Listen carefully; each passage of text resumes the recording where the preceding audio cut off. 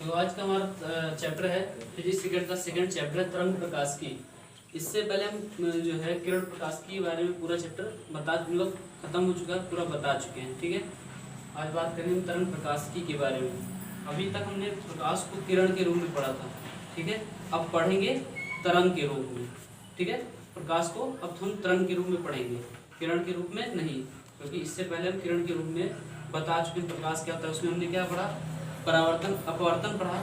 वैसे परावर्तन तो हटा दिया गया है, 30% जो सिलेबस कम हुआ है। परावर्तन पढ़ा, ठीक है।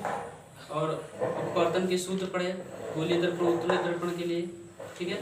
और लेंस मेकर फार्मूला पढ़ा, ठीक है। संयुक्त लेंसों की फोकस दूरी से पढ़ा, ठीक है।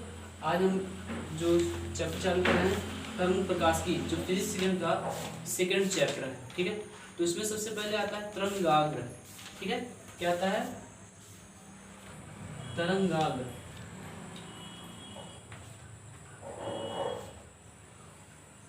अब ये क्या होता है कि अगर क्या है, कोई तरंग स्रोत है, तरंग स्रोत जहां से मतलब तरंगे निकल रही है, तरंग स्रोत है तो वहां से तरंगे निकलती हैं, ठीक है।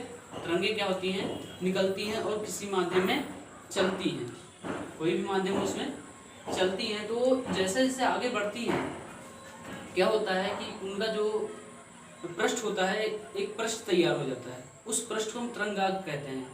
क्यों, कैसे कहते हैं? क्योंकि यहाँ से जो तरंगे निकलेंगी उस पृष्ठ पर क्या होगी, समान कला पर चलेंगी, समान कला पर मिलेंगी। मान लेते हैं कि ये कोई तरंग स्रोत है, ठीक है। यहाँ से तरंगे निकल रही हैं, तरंगे सीधे निकलेंगी नहीं, टेढ़ी मेढ़ी निकलेंगी। ऐसे तरंगे क्या है, निकल रही हैं। तो यहाँ पर क्या होता है, इस तरीके से तरंगे निकल रही हैं।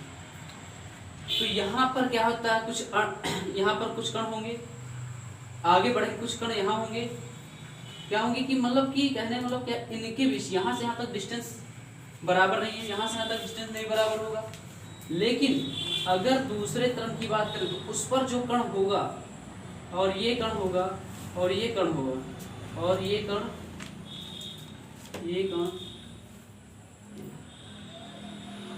इस तरीके से।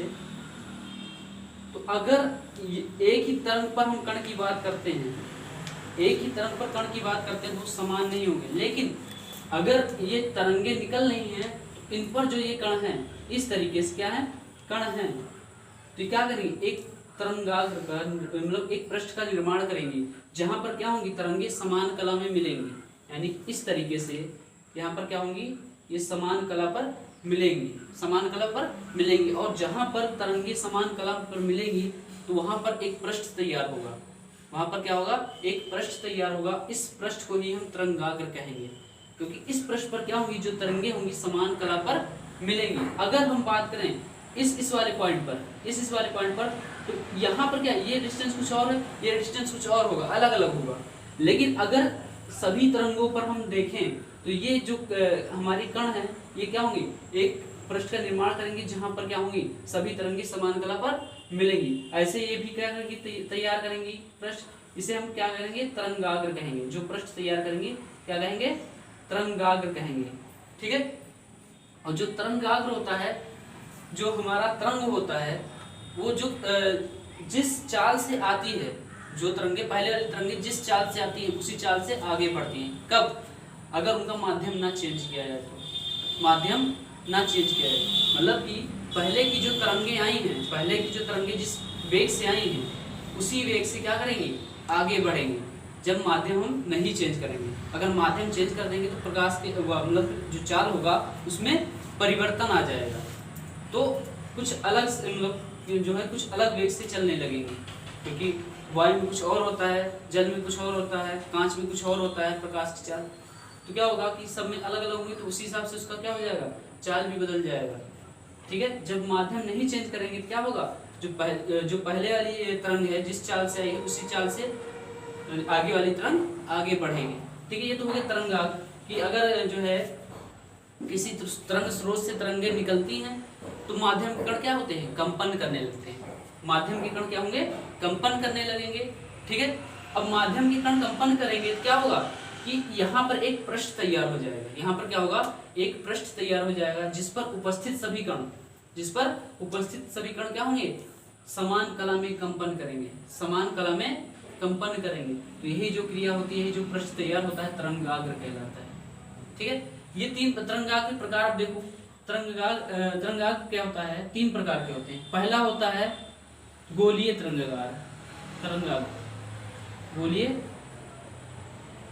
तरंगाग्र। दूसरा होता है बेलनाकार तरंगाग्र, और तीसरा होता है समतल तरंगाग्र।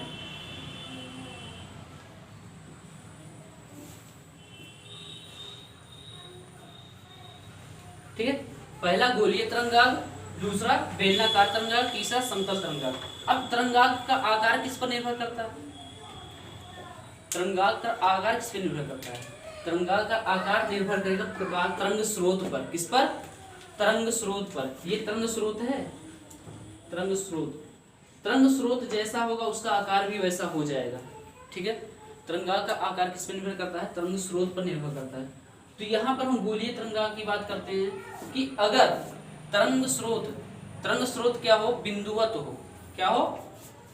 बिंदुवत हो। इस तरीके से अगर तरंग स्रोत बिंदुवत हो, ठीक है, तो हमारा जो तरंगाग्र बनेगा वो गोलीय तरंगाग्र कहा जाएगा।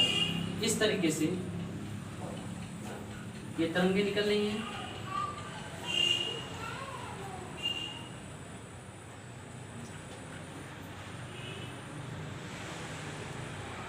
अब यहाँ पर तरंग स्रोत क्या होगा? बिंदुवत है। ये तरंग स्रोत क्या है? बिंदुवत है। तो यहाँ से इस तरीके से तरंगे निकलेंगी।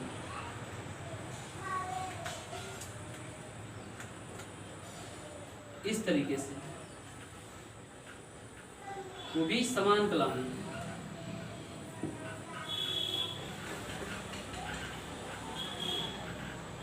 और अगर इन सबको मिला दिया जाए इस तरीके से, तो हमें एक पृष्ठ मिलता है, गोलीय पृष्ठ मिलता है। क्या मिलता है? गोलीय पृष्ठ मिलता है। और इसी गोलीय पृष्ठ को हम गोलीय तरंगाग्र कहेंगे। कब? जब हमारा तरंग स्रोत क्या होगा? बिंदुवत होगा। ये हमने बिंदु बनाया, बिंदुवत होगा तो कौन सा तरंगाग्र बनेगा? गोलीय तरंगाग्र बनेगा। ठीक है, बिंदुवत होगा तो गोलीय तरंगाग्र बनेगा।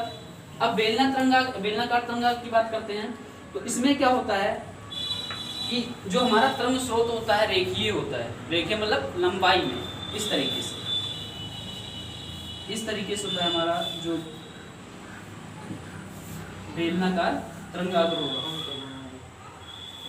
अब यहां से क्या होगा? तरंगे क्या होंगी? निकलेंगी। जैसे राड ले लो, होता नहीं है? राड होता है। ठीक है, अब इसमें से क्या हो रहा है? तरंगे ऐसे निकल रहे हैं। अब ये तरंगे क्या करेंगी? इस तरीके से निकल रही है। अब ये तरंगे अगर इनको मिला दिया जाए इस तरीके से, तो ये एक बेलनाकार पृष्ठ बना रही है। ये क्या बना रही है? एक बेलनाकार पृष्ठ बना रही है। तो ये क्या होंगी? इसी को हम क्या कहते हैं? बेलनाकार तरंगाग्र। ठीक है, बेलनाकार तरंगाग्र। ये ऐसे भी आगे बढ़ेंगी, ऐसे बढ़ती जाएंगी। और ये किस वेग से चलेंगी? जिस वेग से पहले वाला तरंग आया है। तो इसको भी अगर हम मिला दें इस तरीके से, तो फिर से ये क्या हो जाएगा? एक बेलनाकार तरंगाग्र बना लेंगे इस तरीके से। तो हम इसे बोलेंगे क्या? बेलनाकार तरंगाग्र। जब क्या होगा? तरंग स्रोत हमारा रेखीय होगा। मतलब कहने मतलब राड होता नहीं बड़ा सा, तो उसमें से जो तरंगे निकलती हैं उनके द्वारा जो पृष्ठ तैयार होता है वो बेलनाकार तरंगाग्र कहलाता है। अब तीसरा आता है समतल तरंगाग्र। समतल तरंगाग्र क्या होता है कि अगर कोई समतल है, बिल्कुल समतल, जैसे वो देखते नहीं हो क्या, अब छोटे टाइम में वो लाइट छोटे लगे रहते हैं, उसको बैटरी जलाते हैं ना, तो उसी टाइम में क्या समतल बिल्कुल होता है ना। क्या होता है? समतल होता है। तो समतल अगर तरंग स्रोत क्या है? समतल है। क्या है? समतल है। ये तरंग निकल रहा है। ठीक है, इस तरीके से। अब यहाँ पर तरंगे क्या हो रही? तरंग के कण समान कला में मिल रहे हैं। तो यहाँ पर एक पृष्ठ तैयार हो जाता है। यहाँ पर क्या हो जाता है? एक पृष्ठ तैयार हो जाता है इस तरीके से। इस तरीके से तैयार हो जाता है, जिसे हम समतल तरंगाग्र कहते हैं। क्या कहते हैं? समतल तरंगाग्र। कब? जब तरंग स्रोत हमारा क्या होगा? समतल होगा, तो उसके द्वारा जो तरंगाग्र बनेगा समतल तरंगाग्र कहलाएगा। ठीक है। अब एक चीज और, ये क्या है? ये सब तरंगे निकल रही है ना, ये क्या करती हैं? जैसे जैसे आगे बढ़ती हैं, तो क्या होता है? ये एक नई तरंग की उत्पत्ति कर देती हैं। क्या करती हैं? नई तरंग, मतलब इनके आगे भी तरंगे निकलती जाएंगी, और जिस वेग से आएंगी उसी वेग से आगे बढ़ेंगी, जिस वेग से आई हैं उसी वेग से आगे बढ़ेंगी। तो जो नई तरंगे निकलती हैं हम उन्हें द्वितीयक तरंगिकाएं कहते हैं। क्या कहते हैं? द्वितीयक तरंगिकाएं। मतलब कि ये यहाँ तक आई, फिर यहाँ से भी तो आगे बढ़ेगी, तो यहाँ से कहने मतलब कि जो हमारा तरंगाग्र है उसके जो तरंग के कण हैं, जो तरंग के कण पड़ रहे हैं किस पर? तरंगाग्र पर। तरंगाग्र पर से निकलने के बाद क्या करते हैं? एक नए तरंग स्रोत का कार्य करते हैं, जिससे नई तरंगे निकलती हैं। क्या होता है? जिससे नई तरंगे निकलती हैं, जिन्हें हम द्वितीयक तरंगिकाएं कहते हैं। अभी इसके बारे में हम बताएंगे, हाइगेंस के द्वितीयक तरंगिकाओं का सिद्धांत। ठीक है, उसके बारे में जब पढ़ाएंगे तो बताएंगे। तो पहले हेडिंग डालो तरंगाग्र, इसका हम डेफिनेशन लिख रहे हैं। ठीक है, इसको ऐसे बना लेना, ठीक है, चाहे तो, बाकी हम इसको हटा रहे हैं। ठीक है, तरंगाग्र का डेफिनेशन लिख रहे हैं।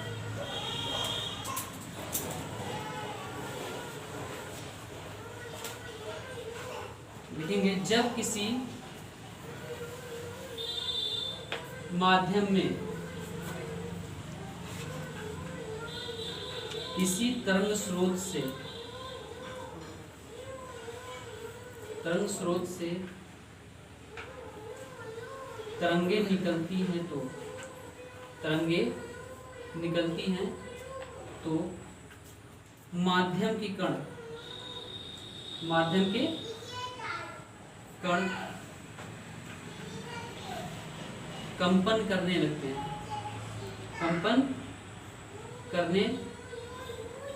हैं। तो इसको लिख सकते हैं कि माध्यम में स्थित वह पृष्ठ जिस पर उपस्थित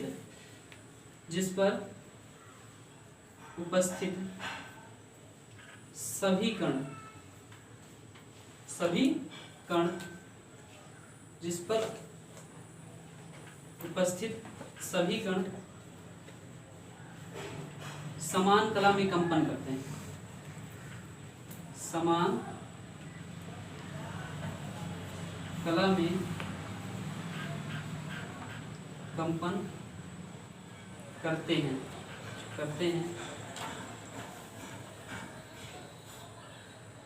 उस पृष्ठ को ही स्थित वह पृष्ठ जिस पर उपस्थित सभी कण समान कला में कंपन करते हैं, उस पृष्ठ को ही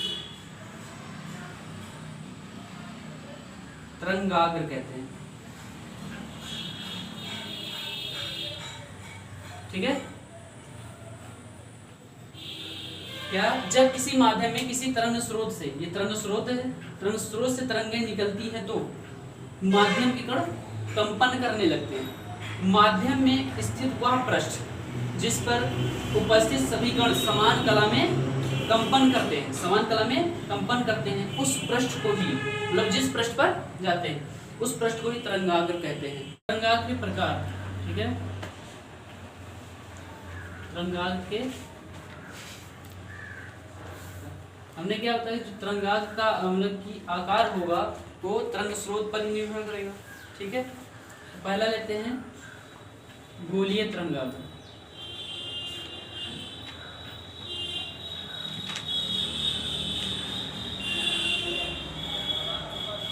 क्या होगा? यदि तरंग स्रोत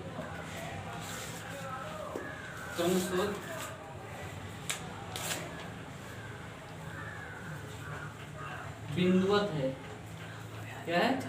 बिंदुवत है, तो तरंगाग्र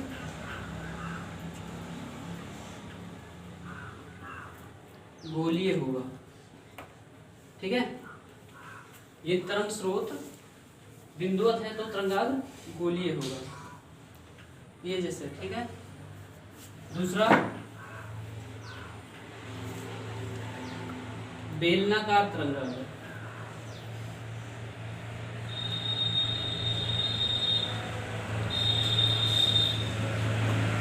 बेलनाकार तरंगाग्र क्या होगा?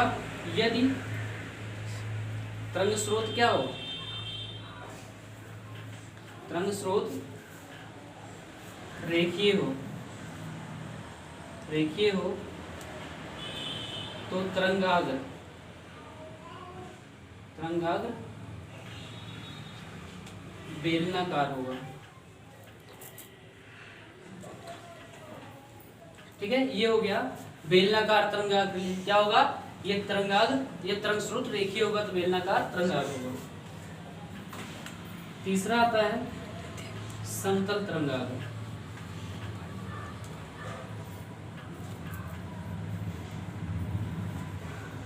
यदि तरंग स्रोत समतल है तो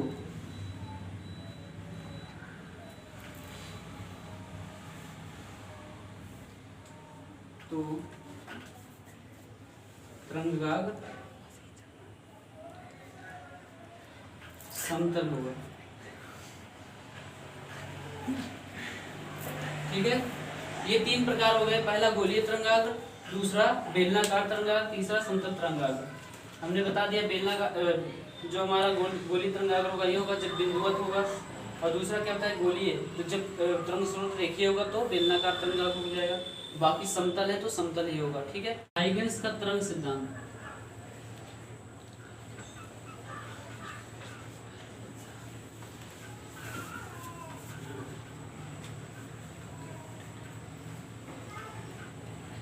इसमें हाइगेंस ने क्या कहा कि जो है प्रकाश तरंगों के रूप में आगे बढ़ता है, प्रकाश तरंगों के रूप में आगे बढ़ता है, और कहा कि जब ये तरंगे किसी माध्यम में चलती हैं तो प्रकाश के वेग से चलती हैं।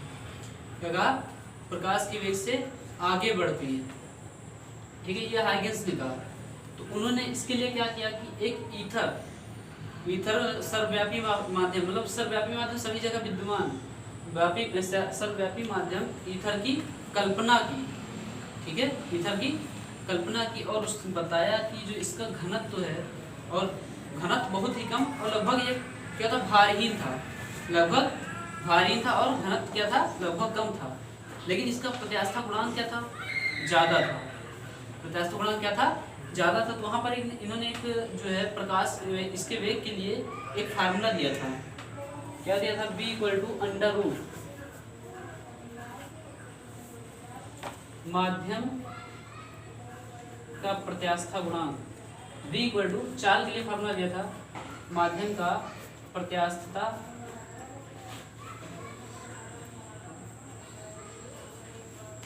गुणांक कैपिटल E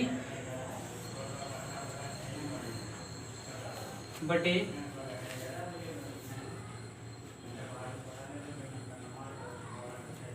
माध्यम का घनत्व स्मॉल d, ये फार्मूला दिया। ठीक है, तरंगों की चाल निकालने के लिए क्या दिया? v = अंडर रूट माध्यम का प्रत्यास्था गुणांक, जिसे हम कैपिटल E से लिखते हैं, और माध्यम का घनत्व स्मॉल d। ठीक है, ये तरंग का वेग निकालने के लिए फार्मूला दिया। ठीक है, तो इसका हम जो बताया कि जो है प्रकाश तरंगों के रूप में चलता है। क्या कहा? प्रकाश तरंगों के रूप में चलता है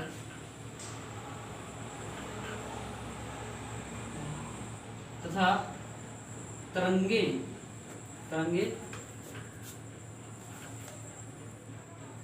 प्रकाश स्रोत से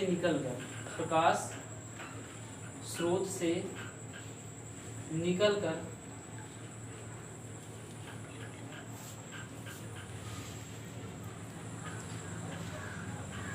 सभी संभव दिशाओं में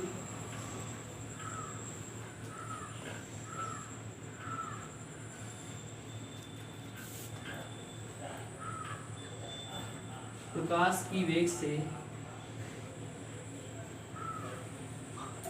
चलती हैं। ठीक है, प्रकाश तरंगों के रूप में चलता है। ठीक है, तथा तरंगे प्रकाश स्रोत से निकलकर सभी संभव दिशाओं में प्रकाश के वेग से चलती है, मतलब कि आगे बढ़ती है, आगे बढ़ती है। इसके लिए हाइगेंस ने क्या किया? इसके लिए हाइगेंस ने एक सर्वव्यापी माध्यम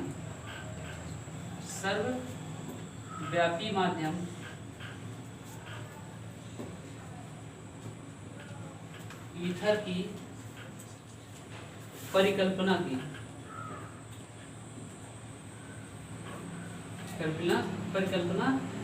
की जो लगभग भारहीन तथा घनत्व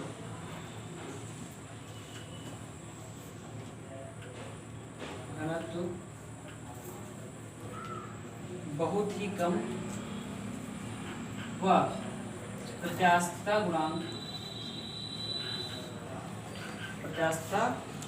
गुणांक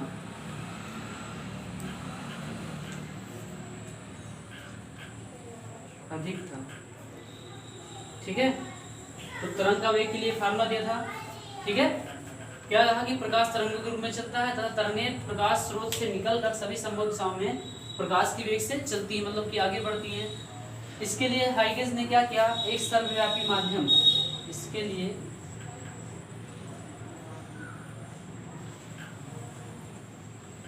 हाइगेंस ने एक सर्वव्यापी माध्यम ईथर की